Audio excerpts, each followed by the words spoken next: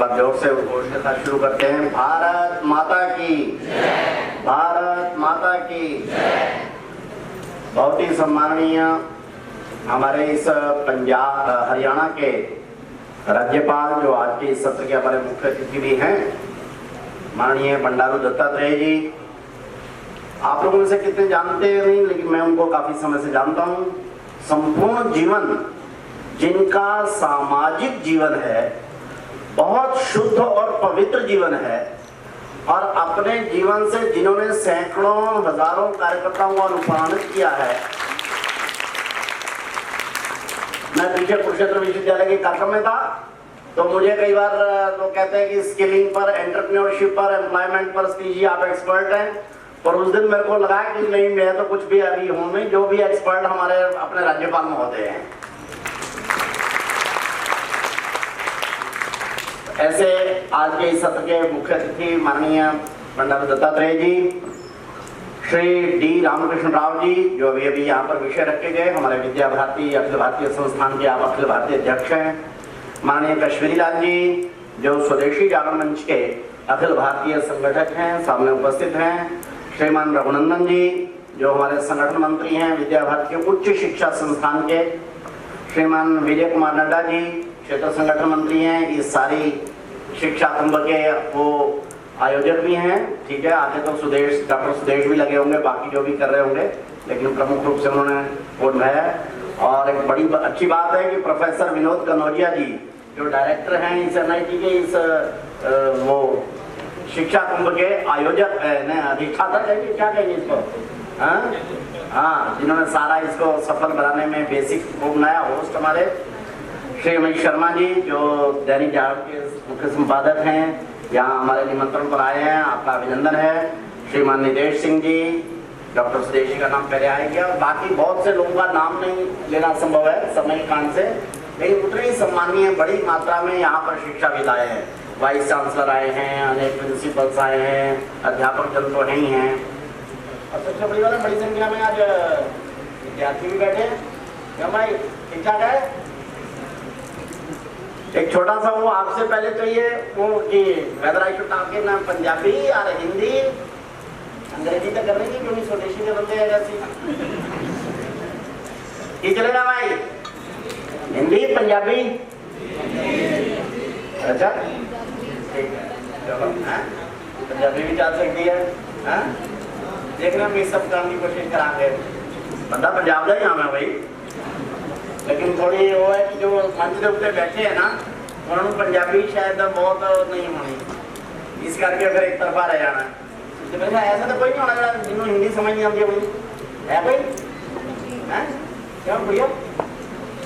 ठीक है, अच्छा चलो जो भी है, बहुत अच्छी गल है कि इस बहुत अच्छी बात है कि इस बड़े शिक्षा कुंभ का आयोजन हुआ है। अभी तक लोगों ने धार्मिक कुंभ की कल्पना की थी, उसके आयोजन सुने थे, और कोई सामाजिक समरसता कुंभ भी हुआ था। शिक्षा कुंभ ये पंजाब और उत्तर क्षेत्र की विद्या भारती ने आयोजित किया, इसके लिए वे बहुत बहुत बधाई के पात्र हैं। एक बार जोरदार ताली के नाम पर जाएं।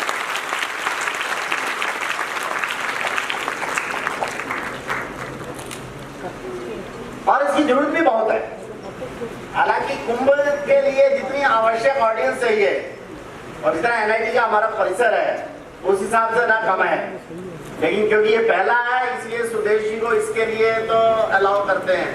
अगली बार मेरे को बता रहे थे कि अगला पैटर्न देना है, और कहाँ रोपड़ कर रहे हो? अगली बार का कहाँ करना? IIT रोपड़, और उसका साइज जो है ना इससे 10 गुना जरूर चाहिए भाई, तब कुंभ रखेंगे, नहीं तो मटकी रख देंगे, इसका नाम शिक्षा मटकी।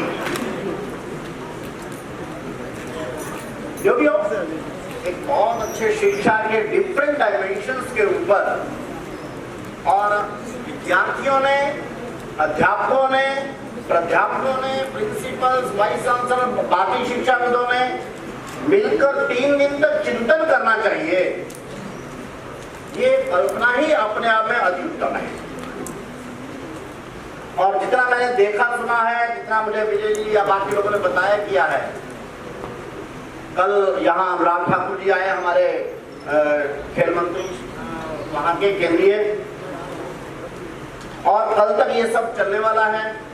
विभिन्न प्रकार के लोग,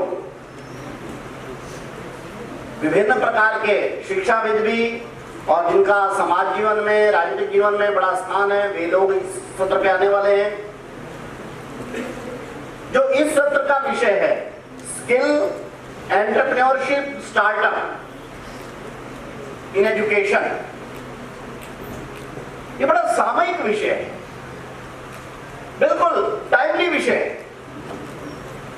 और उसका कारण है भारत इस समय पर विश्व का सबसे अधिक युवाओं का देश है।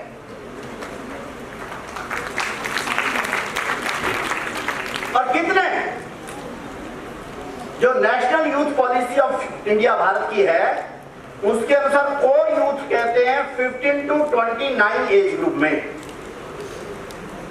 15 to 29 is the core youth age according to national youth policy of Bharat. उसके अनुसार भारत में इस समय पर युवा हैं 37 करोड़। हमारे बराबर का चीन, अब तो कहते हैं थोड़ा सा हम ही आगे हो गए, अब तक तो वही हमारे से आगे था, हमारे बराबर का चीन। लेकिन चीन में यूथ कितना है इसी एज ग्रुप में? लेस देन 26 करोड़ ये चीन के पास। आबादी हमारे बराबर की लगभग, हमारे पास 37 करोड़ युवा है, कोर युवा, उनके पास 26 करोड़ से कम है। तीसरे नंबर का देश तो अमेरिका। अमेरिका की कुल आबादी ही 34 करोड़ है, उसमें 1529 का हिसाब क्या लगाएंगे? और बाकी सारे विश्व के देश जो है उससे तो छोटे ही छोटे हैं। और किसी भी देश की ताकत, किसी भी देश का भविष्य, ये किससे निर्धारित होता है भाई? उस देश के बिजनेस से नहीं होता है, उस देश की इकोनॉमी के साइज से नहीं होता है। जापान वर्ल्ड की 3rd लार्जेस्ट इकोनॉमी है, बट नाउ अंडर, जो आजकल आदमियों में चलता है, अंडर डिप्रेशन। क्यों? क्योंकि जापान के पास ऐसे बच्चे जो यहां बैठे हैं, जापान के पास ऐसे बच्चे हैं ही नहीं। अगर मान लो यही कॉन्फ्रेंस हम जापान में कर रहे होते और इतनी ही ऑडियंस बैठी होती, अब अगर मैं यहां पर बैठा हूं तो यहां पर मान लो इस समय पर एक 800 लोग बैठे, कोई एक नंबर पकड़ते हैं, 800 लोग बैठे हैं, तो इन 800 में से 600 बच्चा या 600 550 ये आमतौर पर 20 वर्ष से नीचे के होंगे। क्यों? ठीक है ना? मैं अच्छा ऐसा करो, 20 से नीचे वाले जो है जरा एक बार हाथ लगा करो, ऊंचा ऊंचा, तो कुड़ियों समझ आ रहे ना? अरे बच्चे क्या बात, ऊंचा हाथ करो। ठीक है, क्या नाम है, 60% तो नहीं होंगे लेकिन 50% या इससे ऊपर होंगे। शिक्षा कुंभ है इसलिए बाकी अध्यापक जन बाकी है। लेकिन अगर यही वो इसी प्रकार का अगर जापान में आयोजित करते तो आपको बताऊं, अगर 800 में से इस समय पर 450 बच्चा हमारा लेस देन 20 बैठा है, तो वहां पर यही संख्या जो है 100-125 से ऊपर नहीं होगी। जापान का फर्टिलिटी रेट इस समय पर 1.3 है। जापान इस समय बूढ़ों का देश है। Last year 25% successful business has to be closed in Japan due to the age factor. क्यों? आदमी है 70-72 साल का हो गया है, सक्सेसफुल बिजनेस चला रहा है, लेकिन आगे संभालने वाला नहीं है, इसलिए उसको बिजनेस क्लोज करना पड़ा। यानी में किसी भी देश की जो ताकत होती है वो सक्सेसफुल इकोनॉमी नहीं होती, सक्सेसफुल डिफेंस नहीं होता। क्योंकि अगर डिफेंस आर्मी को चलाने वाले उसके पास यंग युवा वो नहीं आएंगी, कहां से करेंगे? विश्व के अगर किसी देश की, दुनिया के 205 देशों का मैं कह रहा हूं, विश्व के 205 देशों से अगर पूछा जाए कि वास्तव में उस देश की ताकत क्या है, उस देश की ताकत होती है उसकी जनसंख्या, विशेषकर युवा जनसंख्या, वही उसकी आज की ताकत है, वही उसकी भविष्य की ताकत है। हमारे पास 15 से 29 में वर्तमान की ताकत भी है और अगले 30-35 साल तक तो पक्का है विश्व का सबसे युवा देश हम बने रहने वाले हैं। इसलिए विश्व की सबसे बड़ी युवा ताकत भी हमारे पास है।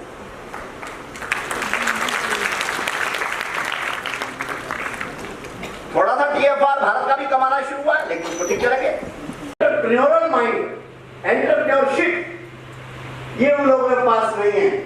नेचुरल रिसोर्सेज हैं, डायमंड है, तेल है, नाइजीरिया के पास बहुत है, लेकिन वो उनकी ताकत नहीं बन पा रहे हैं।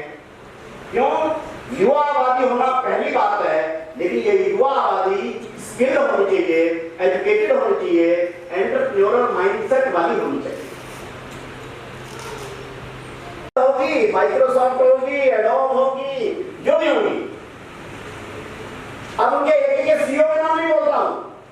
गूगल का सुंदर पिचाई होगा, माइक्रोसॉफ्ट का सत्तर मंडेला होगा, एडोब का वो होगा, अभी वर्ल्ड बैंक में चला गया हमारा अजय बंगाली, पंजाब का बेसिकली रहने वाला वो होगा, कोका कोला की इंदिरा गांधी होगी, एक के बाद। लेकिन आप लोग लगता है केवल इंडिविजुअल है। No, not individual.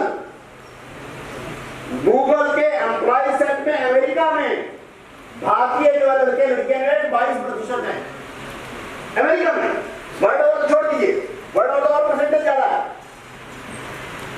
और यही बात नासा के बारे में, यही बात माइक्रोसॉफ्ट के बारे में, यही बात बाकी बड़े कंपनीज के बारे में।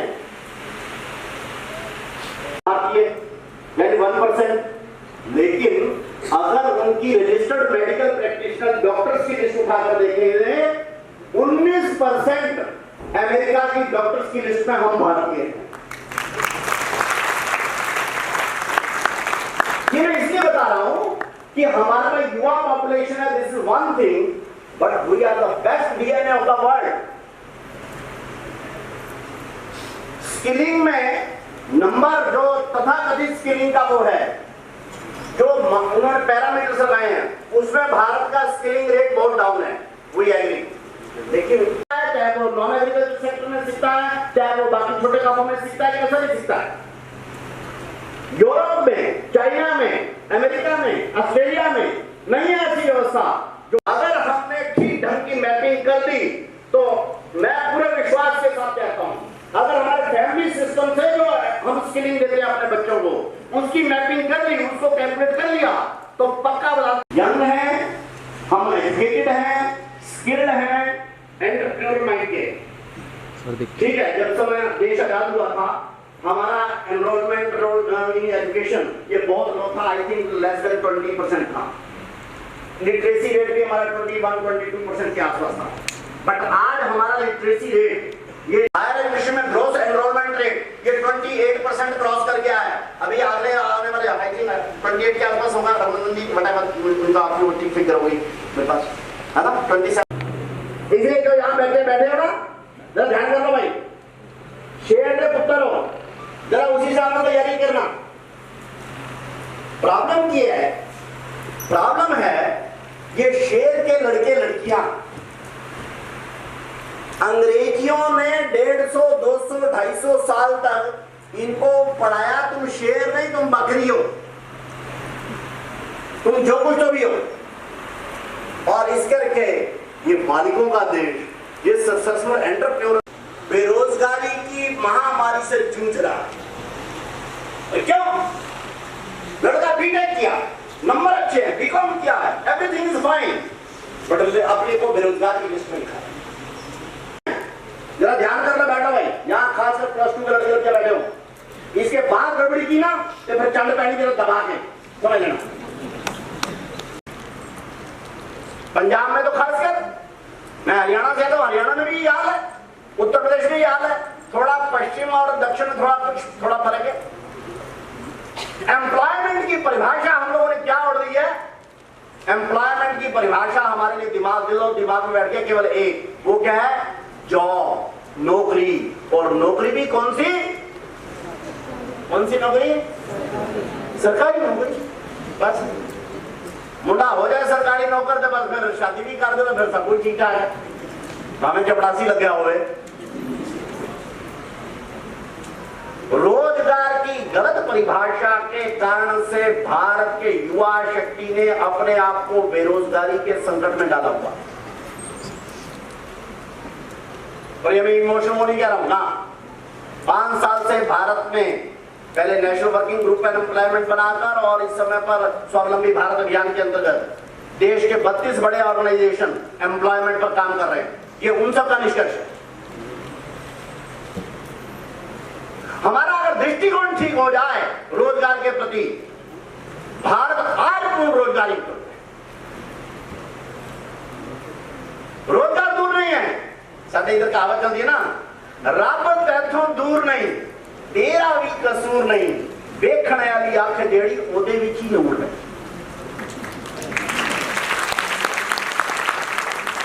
रोजगार दूर नहीं है, हमारा देखने का दृष्टिकोण ही नहीं है। क्या है? हम सोचे जॉब। हमने कहा एटलीस्ट रोजगार के कम से कम भी 5 तरीके जरूर हैं। इनमें सबसे छोटा और सबसे लो क्वालिटी का होता है jobs, may be government, may be private.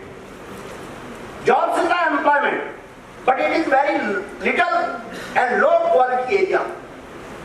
Organise sector में केवल 8% जॉब है। ऑर्गेनाइज सेक्टर में, where I say organise sector, that mean government jobs, semi government and private, including all that. और 8% बाकी क्या है? तो जरा ध्यान करना, सबसे बड़ा भारत में रोजगार का साधन होता है नंबर 2 क्वालिटी का, वो है स्वरोजगार, सेल्फ एम्प्लॉयमेंट। हम कभी जब दुनिया में सबसे अधिक अमीर देश रहे उस समय पर नौकरियों के कारण से थोड़ी रहे, नो, सेल्फ एम्प्लॉयमेंट के कारण, इंक्लूडिंग एग्रीकल्चर। तीसरा है एंटरप्रेन्योरशिप। इस समय पर भारत के अंदर 6.3 करोड़ एमएसएमई है। ये क्या है एमएसएमई? ये एंटरप्रेन्योरल माइंडसेट पर जाते हैं, तो ना केवल अपना बल्कि अब दूसरों का भी रोजगार इसको सुरक्षित करते हैं। प्राइम मिनिस्टर भी बार बार बोल रहे हैं, We should not be job seeker, we should be job provider। ये जॉब प्रोवाइडर कौन होता है? ये एंटरप्रेन्योर होता है। और जरा ध्यान करना, ये छोटी उम्र में शुरू करना होता है एंटरप्रेन्योरल स्टार्टअप।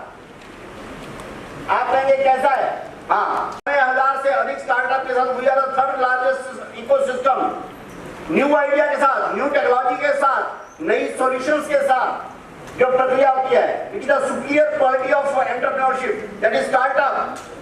और 5वां है रूरल एरिया के लिए सहकारिता और रूरल का मिक्स मॉडल है FPOs, farmer producers organisation, farmer producers company.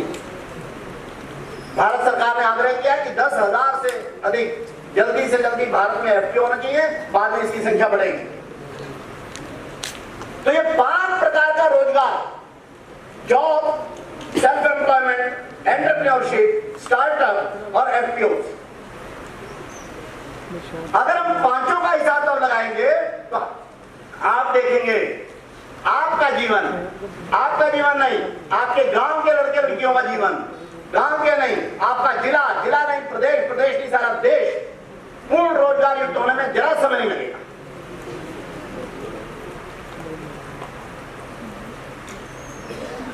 और दूसरी बात भी बता दूं, एंटरप्रेन्योरशिप के लिए आपकी एजुकेशन बहुत हाई है, हो जाए अच्छी बात, I am for the higher education, but कम है दिक्कत नहीं। आपके पास परिवार की कोई बैकग्राउंड है, अच्छी बात है, नहीं है नो प्रॉब्लम। आप में अगर दिल और दिमाग एंटरप्रेन्योरशिप का है, इच्छा वैसी है, तो आप बनाते हैं। और बड़ी उम्र के लिए भी जरूरत नहीं है, बड़ा पैसा जरूरत नहीं है, बड़ी एजुकेशन जरूरत नहीं है। आपके कोई एग्जांपल भी है क्या? हाँ है ना।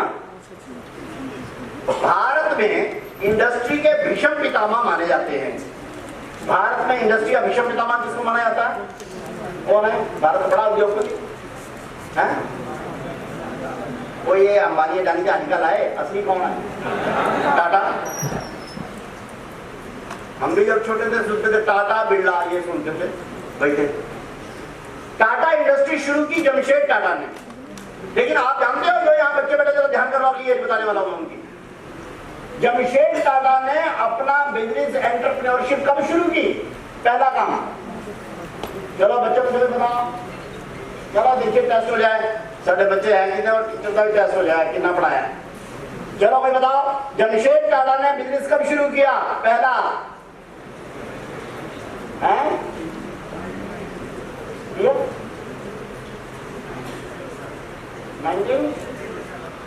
1907 का होया। उनकी उम्र कितनी थी जमशेद जी की? उम्र थी उस समय पर 14 साल। जरा ध्यान करो, भारत की इंडस्ट्री का भीषण पितामह 14 साल की उम्र में कमाई और रोजगार शुरू करता है। और जमशेद टाटा के पिता भी बहुत बड़े होने, क्रीड का भगवान भी इसको ऊपर पीछे मांगते रहे। मैं तो भगवान मान के इसमें विश्वास करता हूं, वो तो शब्द नहीं रखना चाहिए, लेकिन चलो जो भी था। सचिन तेंदुलकर कब कमाई शुरू की? जब पहला ही टेस्ट में उसने पाकिस्तान के खिलाफ सेंचुरी मारी और उसकी कमाई तेजी से शुरू हो गई। बाद में वो हाईएस्ट इनकम टैक्स पे करने वाला कोई भी भारत का प्लेयर बना सचिन तेंदुलकर, लेकिन दुनिया भारत में सबसे हाईएस्ट प्लेयर क्या नाम है इनकम टैक्स देने वाला सचिन तेंदुलकर 15 वर्ष की उम्र में कमाई शुरू की। दुनिया का तीसरा सबसे बड़ा बिलियनियर यंगेस्ट हमारे देश का है रितेश अग्रवाल, ओयो का। वैसे उसके माँ बाप तो उड़ीसा में थे, लेकिन बेसिकली वो हरियाणा का ही रहने वाला है। रितेश अग्रवाल, ये रितेश अग्रवाल ने कमाई कब शुरू की? 18 साल की उम्र में। दुनिया में भी मार्क फेसबुक, जिसके जो आप ये फेसबुक देखते हो, मार्क जुकरबर्ग ने कब कमाई शुरू की? 18 साल की उम्र के अंदर। आज हम बिट्टू टिक्की वाले का बड़ा उदाहरण देते हैं। बिट्टू टिक्की वाला ने कब कमाई शुरू की? 19 साल के अंदर।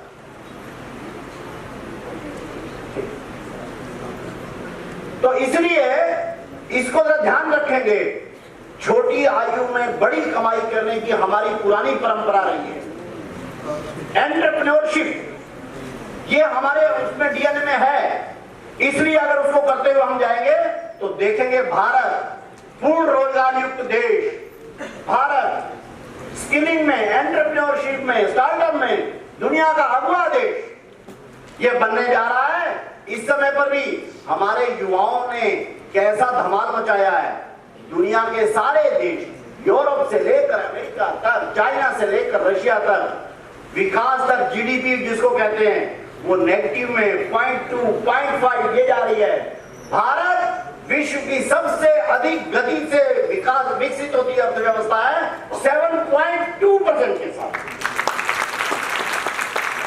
किसके कारण से? अपनी युवा शक्ति के कारण से। एक उदाहरण देकर मैं अपनी आज की बात समाप्त करता हूं। हमारे युवा कैसे दुनिया में क्या नाम है धमाल मचा रहे हैं। मैं अभी 7-8 महीने पहले अपने अखिल भारतीय संयोजक के साथ गया था।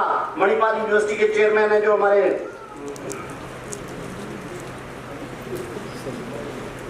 मोहनदास पाई, उनसे मिलने के लिए मैंने उनसे एक सवाल पूछा, क्या हम $1 ट्रिलियन का क्या नाम है आईटी और सॉफ्टवेयर के एक्सपोर्ट कर सकते हैं?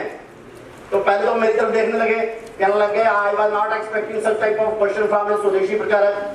मैं कहा ओके, आपकी स्वदेशी की परिभाषा ही बड़ी टेढ़ी-मेढ़ी है, आप ठीक कर लीजिए, लेकिन क्या कहना है? लेकिन मोहनदास पाई ने जो उत्तर दिया, मैं बहुत जगह कोट करता हूँ, आज भी यहाँ कोट करके समाप्त करूंगा अपना उद्बोधन।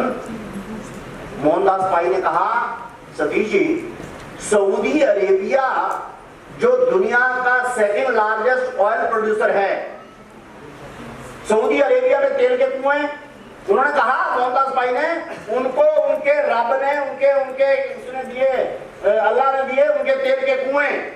लेकिन सऊदी अरेबिया का लास्ट ईयर का एक्सपोर्ट ऑफ क्रूड ऑयल है $145 बिलियन का। लेकिन हमारे देश के लड़के लड़कियों ने हमारे देश में ही आईटी और सॉफ्टवेयर के कुएं खोद दिए।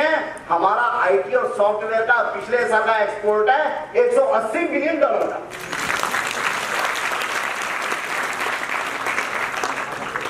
इसलिए भारत की ये युवा आबादी with entrepreneurial mindset is going to lead world हम दुनिया में नेतृत्व करने जा रहे हैं।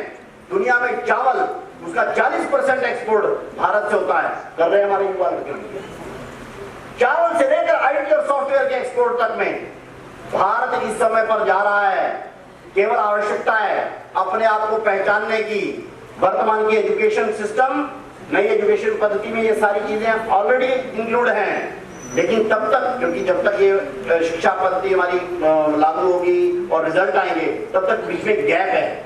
इस गैप को फिल करने के लिए स्वावलंबी भारत अभियान जैसे, या अभी हम 21 अगस्त को विश्व उद्यमिता दिवस मनाने वाले हैं संपूर्ण देश के अंदर, क्योंकि वो world entrepreneurship day United nation ने घोषित किया हुआ है। इन सब कार्यक्रमों के माध्यम से हम संपूर्ण भारत में स्किलिंग, उद्यमिता, स्टार्टअप, एफपीओ, इस कल्चर को पूरी तरह से विकसित कर देंगे तो निश्चित रूप से भारत को विश्व गुरु बनाने में देरी नहीं लगेगी। इस युवा आबादी के ऊपर पूर्ण विश्वास है। इसके आधार के ऊपर अगले दिनों में जो स्वामी विवेकानंद ने कहा था, मैं भविष्यवक्ता नहीं हूं, ना ही भविष्यवाणियों में विश्वास रखता हूं, लेकिन एक बात जो मैं अपने चरम चक्षुओं से देख रहा हूं वह ये कि भारत माता फिर से विश्व गुरु सिंहासन पर बैठकर संपूर्ण दुनिया का मार्गदर्शन करने जा रही है। उस सारे में इस शिक्षा कुंभ का भी एक अंश जरूर होगा।